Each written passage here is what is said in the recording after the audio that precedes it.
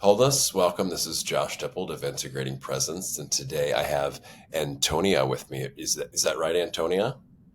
Antonia is usually how people pronounce Antonia, thank you. Okay, so I just seem to have a habit of mispronouncing people's names here. Antonia, so just Antonia, right? So how's it going? How are you, and um, uh, what's going on today? it. Yeah, it's good. I am actually down in southern Mexico, trying to absorb some of the heat in the ocean to help things move more easily. So I feel very fortunate to be able to be here. Very cool. So the standard format is, especially if I don't know the guest, is to toss it right back to you and let you introduce yourself. Who is Antonia and what does she do? So I am a registered psychotherapist, meditation teacher, yoga teacher, a lot of the standards that seem to be in the healing circles.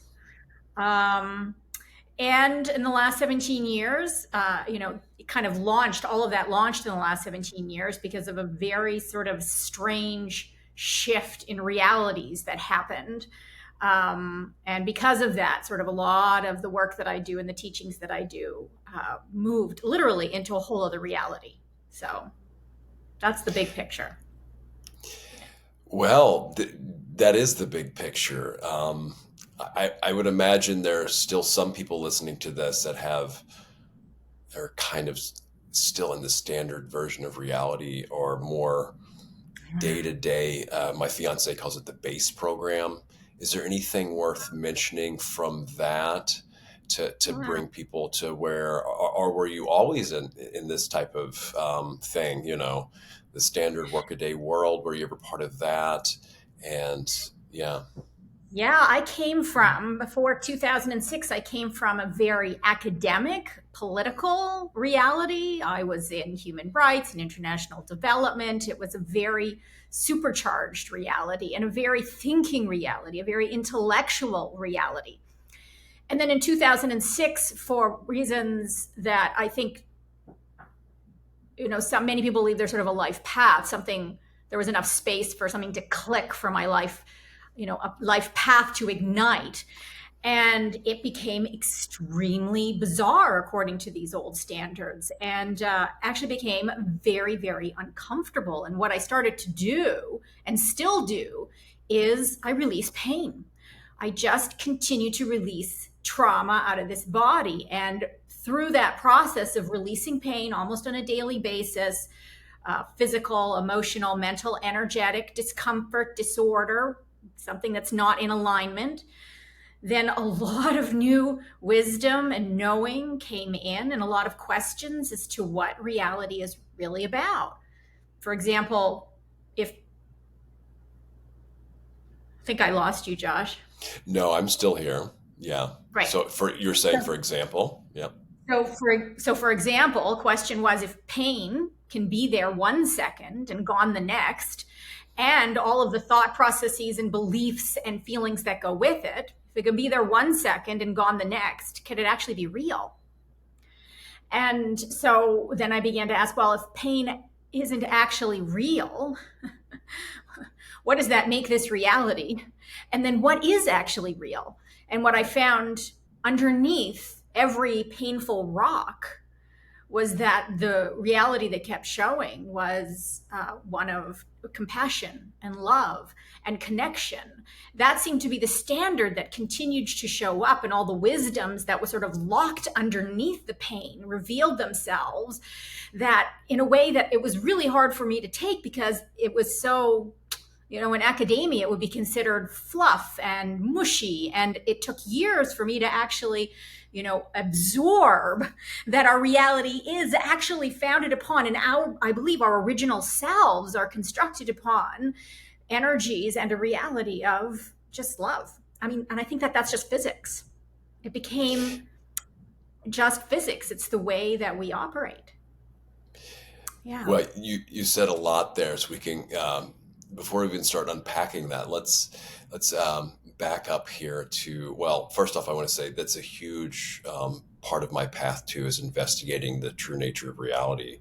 And to me, that's, I mean, if it's other, everything else is just a falsehood and a lie and not really worth the time, or delusion and deception. There's so many different overlays of deception and things that just aren't false. And there's a lot of people with a lot of good intentions. They just haven't looked deeper into what's going on. I know I'm do the same thing of repeating this other people as well. I mean, then there are certain things that are helpful along our path for a certain time, and then there's layers and layers and layers. But let's just start with pain itself. Okay, so this is, I've been into the Buddhist teachings and Buddhist practices, and this word dukkha, which is sometimes translated as pain, but not like suffering, which is a really intense word in the Western world, because people think, well, I'm not suffering. That's just so intense. But it can even be as subtle as unsatisfactoriness. This thing that just, these things aren't right. No matter how much I think I've got everything I want, if I could just get this other thing, then I'll be happy. And it's just, that thing never ends. So it's just that nothing ever satisfies.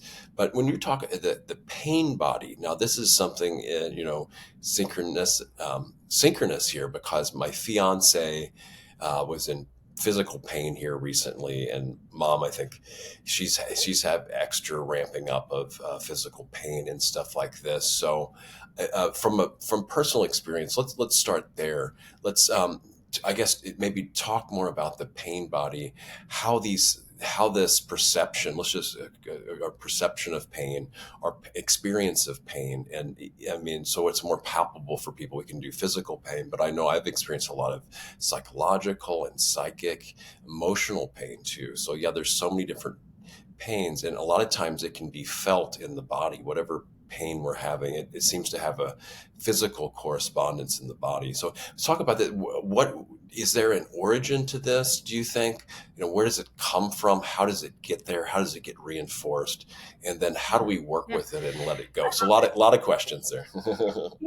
I think it's a great conversation. So Hmm. the way I understand and way pain came to me and its function is that we have, I think I see ourselves right now in this reality. We've kind of crunched ourselves into a very small, dense reality. And in that reality, there's a very unaware space because consciousness doesn't flow very well in this reality. Now, where consciousness doesn't flow, pain exists. And we could use pain or suffering as a state of not seeing, as a state where consciousness doesn't flow very well. So, where consciousness doesn't flow very well, the nature of pain is actually to only see itself. And the example I use with my clients is, for example, if you're riding a bicycle and you get hit by a car and your leg is broken, you could have a dozen people that flood up to you that want to assist you, that want to get you to the hospital, that want to make sure you're okay. But the only thing that you and your broken leg can see is your broken leg. So that pain keeps us in a state of unseeing and a very narrow view of our reality. The wonder of that is, out of that narrow view of reality, that pain only sees itself, its own needs, and how to get out of pain. And one of the ways to get out of pain is be avoidant and deny it, which is one of the ways that we cope in this reality and keeps us stuck in this reality. But one of the things that come out of this very crunched, narrow reality is we develop incredible creative capacities to then expand our reality so we get out of this pain space. And so one of the things, the eras that I think we're moving into now is to bring in many different flavors of seeing, of awareness, which is consciousness, which is to see beyond the pain. So I think that that's what's happening now, is that we are getting very creative on how we draw in awareness/consciousness, which is love. This is a good way to put it.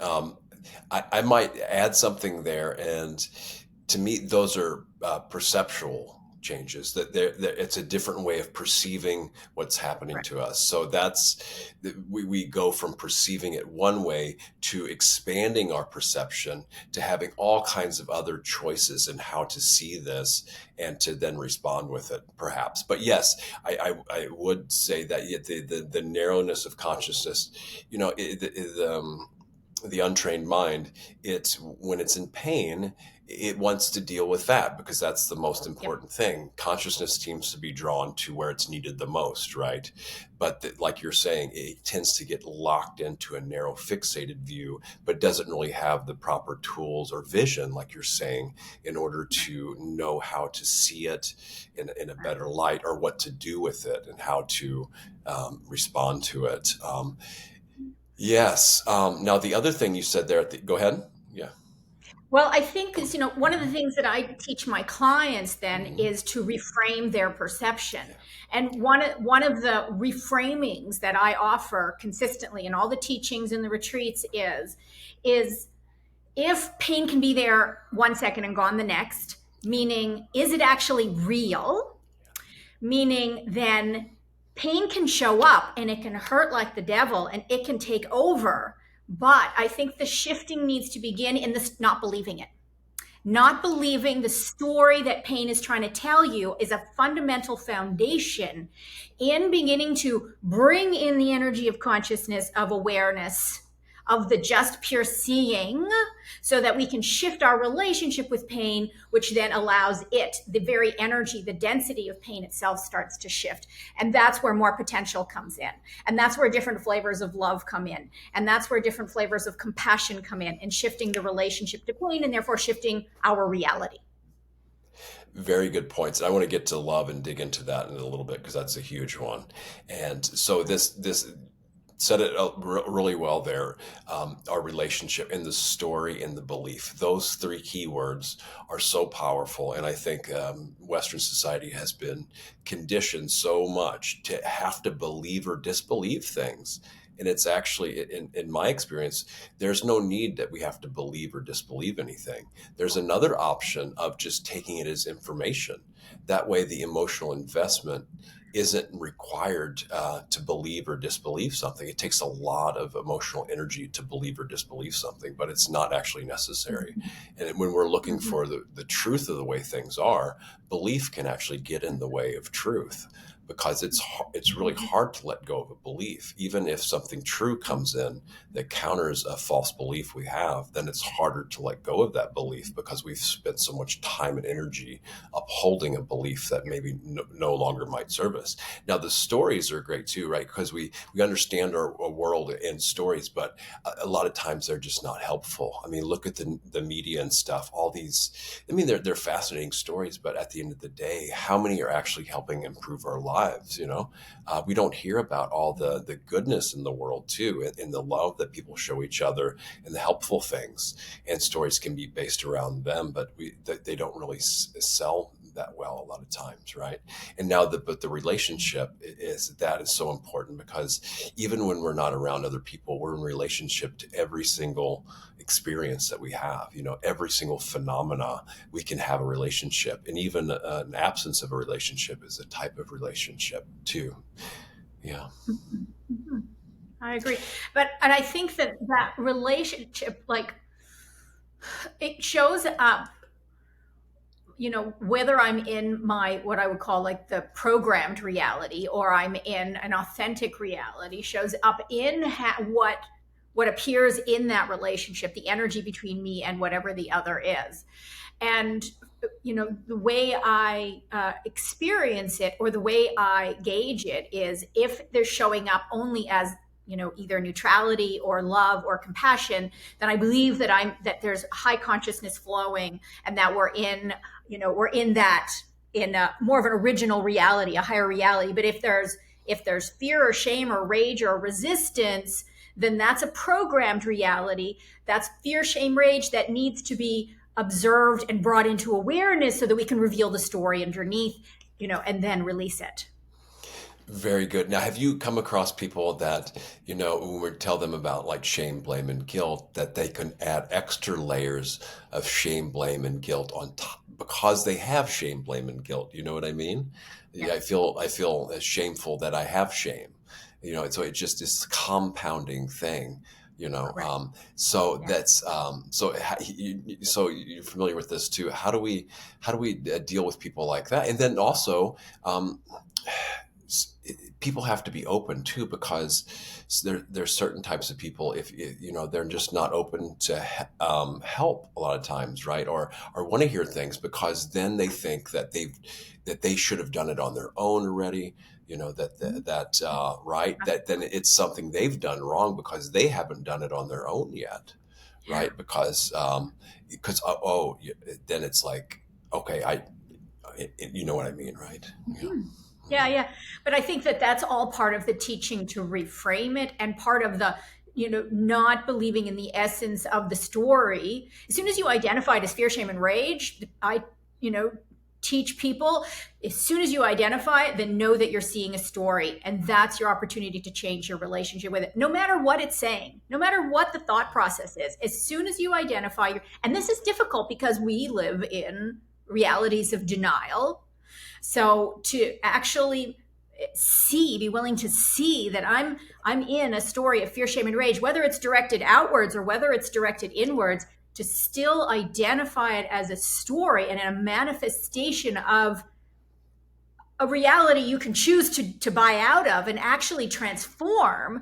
Then we buy out, no matter what the direction of the fear, shame, and rage, guilt, grief, disgust is. It doesn't matter. So just to identify, and I assist my clients in identifying it through the feeling in the body. Where is the vibration of fear, shame, rage showing up?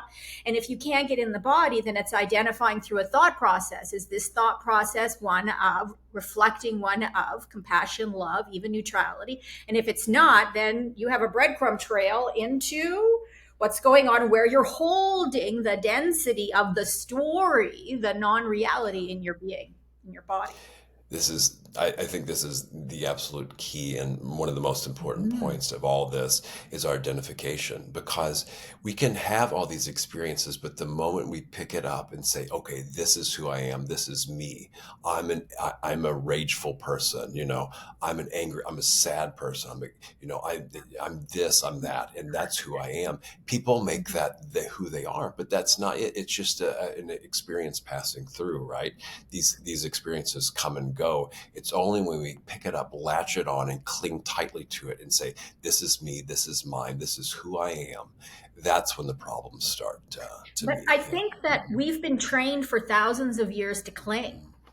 Oh, And I think absolutely. Yeah. we've inherited, I believe, in the very dense programming of the physical self, ways of clinging and holding and believing. And so I think that we at this time, I believe it's an extremely magical time, because I think that we are getting enough energy that's starting to come in to start to shift, both on the individual and the collective level, these old programs of holding, these old belief systems of oppression, of resistance. So I think that we are getting deeper and deeper, bringing the seeing into the old ways that we even thought were love. And we recognize, actually, this isn't love at all. This is just another way of denying and avoiding and depressing. So we're bringing energy into those really ancient, ancient programs of holding and resisting, I think. And that's what makes this era right now, and I mean era, like few hundred years, I think we're probably going to be going through, of this big reveal and this big opening and this big expansion. I think it's quite a rich time. Well, yeah, yeah, we definitely get into the current energetics, and where you think things are going in more detail. But the clinging thing is absolutely clear Mhm. and on board with that. The more we cling, the more we're going to experience suffering. Mhm. So how can we cling less, or at least tighten the clinging? Now, I get Yeah. it. If someone throws us a life preserver, that makes sense to cling on to for a while. But just because it saves their life doesn't mean we're going to go and carry it around with us the rest of our lives, Mhm. right? And cling on to Mhm. that. So there's a time to pick up something, and there's a time to put it down, and there's a time to tighten our grip on something. But more than likely, if we just walk around with a tight fist all the time, it's more helpful if we loosen that grip, and then we have more functionality in our hand when we, True. yeah. And so, Yeah. yeah. Yeah. Yeah. I mean, anger is one of those things, for example, that can serve us. Something's not working. Something got in that shouldn't get in, and we have a contracted state. We observe the contracted state. We let the body move out of a fight or flight state, and we go, okay, what got in? And now I can move into a higher self and decide, how do I need to rearrange my boundaries in order for this being to feel safe, at least right now. And our definition of safety, if we're aware, will also shift and change as we continue to construct a safer reality, right? As we continue to see that what we thought was a threat a year ago or in the past lifetime is actually no longer a threat. But, something like anger, I think, can serve us in a second, in a moment, that contracted state. And then if we're in aware state, we can let it go and mine it for what it's trying to tell us. I totally agree. And yeah, sometimes the most compassionate thing we can do is set and reinforce boundaries instead of just completely cutting people off forever. I mean, that boundary might need to be there for the rest of our lives, but as things change, yeah, there was still the protection, but then the opportunity if there needs to be or wants to be reconnection in the future, but maybe not. So that there's options, and there's safety and protection. Things change and things evolve. Yeah, it's a beautiful thing. And anger, I found too, is like, it's to me it's kind of like a last ditch effort, because sometimes if people are in an abusive situation, that anger is it could be a motivating force to get up and get out of there, do anything one needs to get out of an abusive situation, instead of, oh, I should just accept this type of thing, these obvious things to us, but that's a whole nother dynamic too. So yeah, I'd like to transition to the love thing. And in the Buddhist traditions, they're called the Brahma Viharas, or the dwelling place, the sublime abodes. And these are four flavors of love, and they're boundless states. So there is no competition needed. There is no limit. They're inexhaustible and without measure. And so compassion is one. You already mentioned that. To me, that's acknowledging pain, and then caring, authentically as much as I can for it, and then wanting it to cease, and then knowing peace. And then there's this loving kindness. I like to call it unstoppable friendliness too. It's just well wishing. And to me, at the start of this is just an absence of ill will. As long as there's no ill will, in a sense, that's kindness, loving kindness. And it can just, may you be safe, happy, peaceful, healthy, strong, free and at ease. And then there's this, the one that's often overlooked is this rejoicing, being happy for other people's happiness. If there's how many billion people on the earth, if we can be happy for their happiness, that increases our chances so much, And my tendency is to get jealous for someone. Oh, why are they happy and I'm not? Then I realize, hey, wait a second. I'm not competing for this. Just because they have happiness doesn't mean that I can't have that or be happy for their happiness. And so it's such a great feeling to rejoice in others' happiness. And then equanimity, what you called or neutrality, in a way, that's it. So it's this grandparently love that, I'm here, I know this, I've seen this, I've been through this, and at the same time, I can't make the choices of anyone else for them. They have to live their own life, but I'm here in support, and I care, and I'm not indifferent, but I can't live your life for you. You have to do it yourself. Yeah. And that presence is, as we're finding out, it's so much stronger and more healing than we ever knew. I think the power of presence is really coming to the forefront more and more, that it is a superpower and has a lot more to offer than our Western mind has believed it to be. Absolutely. Generosity, is great, because we can be generous with our presence. I mean, look at the trillions that are spent on advertising just to get our attention. But when we really give authentic attention to someone, to really see and hear them, it is such a great gift that, I mean, it's invaluable. So, Mm-hmm. Mm-hmm. Yeah, I think it's a wellspring of a healing energy that comes out of that. Yeah. Yeah. cool. Well, and Antonia, I think we're starting getting in the home stretch here. I want to. give you a chance to tell people where they can find you online. Mhm. What kind of events you might have be coming up. If you have any products, services, how people Mhm. can get a hold of you. Anything Mhm. else you want to promote or draw people's attention to, and then why don't you leave us with the last words? Like, what what messages do you want to leave with the audience as we come to a close here? Thanks for that. Mhm. Yeah, so everybody can find me on my website, which is tribetocollective.com. One word, tribetocollective.com. And I'm actually down in Mexico to find locations and construct a new reality down here of healing and presence. So to host more retreats, because I usually do retreats up in Canada. So I find the energy in the South and the Pacific just, so huge, it really feeds the change. So I'm trying to construct that down here. So you can keep an eye out for future retreats. I do silent meditation retreats, plant medicine retreats, etc. So those are all coming down the pipeline. On my website, you can see, I work with groups. I work one on one.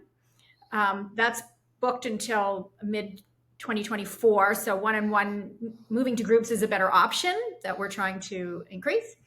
And a lot of what I had experienced and went through from 2006 up until including the pandemic, I wrote in a book. It was almost like this compulsive writing, especially that came out the last couple of years on what it was to live a reality of releasing pain, and what came through, the wisdoms that came through on how to bring in a higher reality into the body, very practical approaches to bringing in consciousness, healing, presence into the being that's moving through and transitioning into the next reality.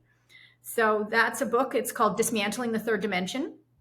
And you can find that on the website as well, and of course on Amazon.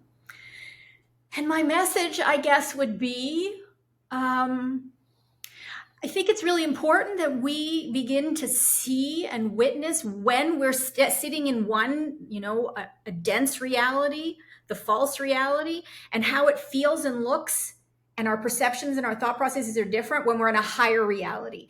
And so, in order to navigate between the two, we need to create a space in between that brings in the energy of the higher reality. We need to take the time of nothingness, of spaciousness, in order to bring in the higher energies into our beings. This is my real estate that I own. And in order to shift realities, I need to bring in the potential of a new reality. I think it's just so important to take that time and that space to get very quiet, to do the inner work, because the new reality is within here, it's not out there. That is where we are voyaging. That is where our adventure is. So meditation and silence and space are the most important medicines, I think. And more of us are discovering that. But I think it's beyond just a good habit. I think it's fundamental in order to shift these realities, is to create that space and to bring it into your being. I couldn't amplify and support meditation more. So thank you so much, Antonia, for joining. And may you all be well, and may your meditation practices and inward journeys go well. And may you find and connect with the right guides and friends and communities to help support that. Mm. Be well, Josh, you I all. really feel your well wishes. Thank you so much. And I return them to you. I appreciate that. Thank you so much. Bye now.